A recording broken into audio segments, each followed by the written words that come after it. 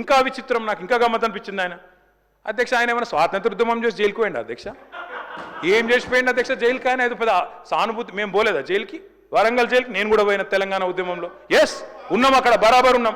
మీరెందుకు పోయినరంటే నేను అడుగుతున్నా ఈరోజు. ఎస్ మీ ఇంటికి ఇవ్వాలని జూబ్లీ హిల్స్ ప్యాలెస్ మీదకి ప్రైవేట్ డ్రోన్ పంపితే ఊకుంటావా? అక్కడ నీ బిడ్డనో నీ వైఫో ఉంటే వాళ్ళని ఇష్టం ఉన్నట్టు ఫోటోలు తీస్తే ఊకుంటావా?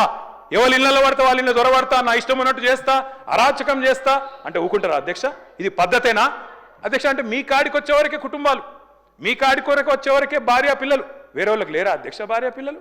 మీరు ఆనాడు ఇష్టం ఉన్నట్టు మాట్లాడినప్పుడు, లేని రంకులు అంటగట్టినప్పుడు, ఇష్టం ఉన్న సంబంధాలు మాట్లాడినప్పుడు ఆ రోజు లేవా నీతులు? చివరికి మా ఇంట్లో పిల్లల్ని కూడా తిట్టింది మీరు కాదా? ఆనాడు మా ఇంట్లో చిన్న చిన్న పిల్లల్ని పట్టుకొని, మైనర్ పిల్లల్ని పట్టుకొని బూతులు మాట్లాడింది మీరు కాదా?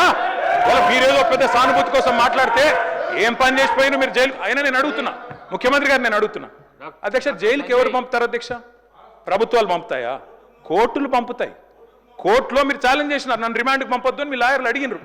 కోర్టు కాదు మీరు జైలుకే పోవాలని చెప్పింది. మేమేం చేస్తాం దానికి? రిమాండ్కు పంపేది మేం కాదు సార్, మీరు కాదు. ముఖ్యమంత్రి గారు హుంకరిస్తున్నారు.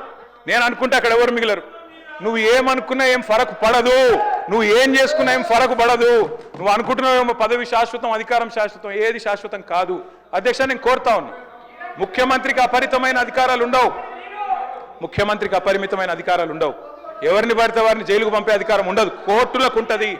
నిన్ననే కోర్టు పాత్ర తీసుకున్నారు ఈ ముఖ్యమంత్రి గారు. ఇందాక గోవింద సినిమా చెప్పింది కదా, ఆ పాత్ర ఆయనకే సూట్ అవుతుంది అధ్యక్ష. ఎందుకంటే అప్పుడే లాయర్ అయిపోతాడు ఆయన, అప్పుడే జడ్జి అయిపోతాడు, అప్పుడే మళ్ళీ స్పీకర్. మీరు తీసుకునే నిర్ణయం వారు చెప్తారు, సుప్రీంకోర్టు తీసుకునే నిర్ణయం వారే చెప్తారు, ఉప ఎన్నికలు రావంటారు, ఎన్నికల కమిషన్ నిర్ణయాలు ఆయనే చెప్తారు అధ్యక్ష. మీ బహుపాత్రలు మీకే సూట్ అవుతుంది తప్ప